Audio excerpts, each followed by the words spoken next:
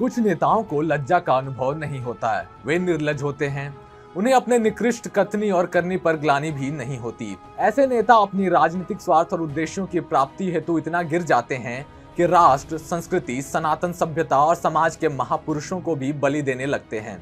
अगर उन्हें लगे कि राष्ट्र को पाकिस्तानियों और खालिस्तानियों के हाथ हो बेच देने से उनके राजनीतिक कद में बढ़ोतरी होगी, तो वे ऐसा करने में जरा भी संकोच नहीं करेंगे। ऐसे नेता आए दिन हमारे राष्ट्र और इसके महानायकों को अपमानित करते रहते हैं। अरविंद केजरीवाल के स्वतंत्र खालिस्तान का पीएम बनने का दुस्वप्न उजागर हुए अभी एक दिन भी नहीं हुआ था कि राजस्थान प्रदेश कांग्रेस कमेटी के अध्यक्ष गोविंद सिंह डोटासरा ने शूरवीर महाराणा प्रताप को लेकर अपनी कुंठा प्रदर्शित की है। नमस्कार, आप देख रहे हैं TFI, जो है भारत का सबसे बड़ा ऑल्टरनेट न्यूज मीडिया पोर्टल, और मैं शाश्वत सिंह आपको बताऊंगा कि कैसे कांग्रेस पार्टी द्वारा महाराणा प्रताप और अकबर की लड़ाई को सत्ता संघर्ष बताना कैसे पार्टी के ताबूत में आखिरी कील साबित हो सकता है। तो अविलंब आरंभ करते हैं। राजस्थान कांग्रेस अध्यक्ष गोविंद सिंह डोटासरा ने कहा है कि महाराणा प्रताप और अकबर की लड़ाई सत्ता संघर्ष के लिए थी और भाजपा ने इसे धार्मिक रंग दे दिया। बीते गुरुवार को नागौर में कांग्रेस कार्यकर्ताओं के प्रशिक्षण शिविर में डोटासरा ने कहा कि भाजपा ने अपने शासनकाल में राष्ट्रीय स्वयंसेवक संघ और उससे जुड़ी संस्थाओं की मंशा के अनुसार पाठ्यक्रम तैयार किए थे, इसलिए महाराणा प्रताप और अकबर के युद्ध को धार्मिक लड़ाई बताकर पाठ्यक्रम में शामिल करवा रखा था, जबकि यह कोई राष्ट्र निर्माण हेतु नहीं बल्कि सत्ता के लिए संघर्ष था। भाजपा हर चीज को हिंदू मुस्लिम के धार्मिक चश्मे से देखती है। ऐसा नहीं है कि गोविंद सिंह डोटासरा के बिगड़े बोल पहली बार या फिर गलती से आए हैं। उन्होंने यह बयान पूरे होशो हवास में दे दिया है। उनकी यही सोच इस मुद्दे पर कांग्रेस की मानसिकता को भी परिलक्षित करती है। आपको बता दें कि डोटासरा राजस्थान की गहलोत सरकार में शिक्षा मंत्री रह चुके हैं। शिक्षा मंत्री रहते हुए उन्होंने कहा था, यह तो विशेषज्ञ ही बताएंगे कि महाराणा प्रताप और अकबर दोनों में से महान कौन था। उल्लेखनीय है कि अकबर और महाराणा प्रताप की लड़ाई को लेकर राज्य में पहले भी कई बार विवाद हुआ है।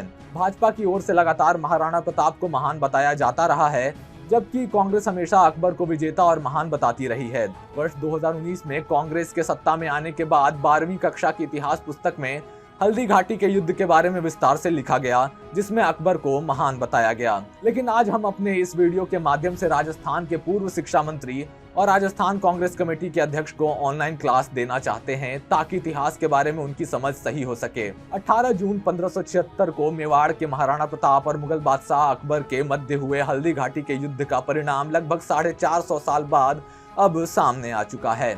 राजस्थान विद्यापीठ विश्वविद्यालय में प्रसिद्ध इतिहासकार और प्रोफेसर डॉक्टर शर्मा ने अपने शोध में बताया है कि युद्ध में महाराणा प्रताप की विजय हुई थी और उनके विजय को दर्शाते ताम्र पत्रों से जुड़े प्रमाण जनार्दन राय नागर राजस्थान विद्यापीठ विश्वविद्यालय में जमा कराए गए हैं। डॉक्टर शर्मा के अनुसार युद्ध के बाद अगले 1 साल तक महाराणा प्रताप ने हल्दी घाटी के आसपास के गांवों की जमीनों के पट्टे ताम्र पत्र के रूप में जारी किए थे। ताम्र पत्र के इन पट्टों पर भगवान एकलिंग नाथ के दीवान महाराणा प्रताप के हस्ताक्षर थे।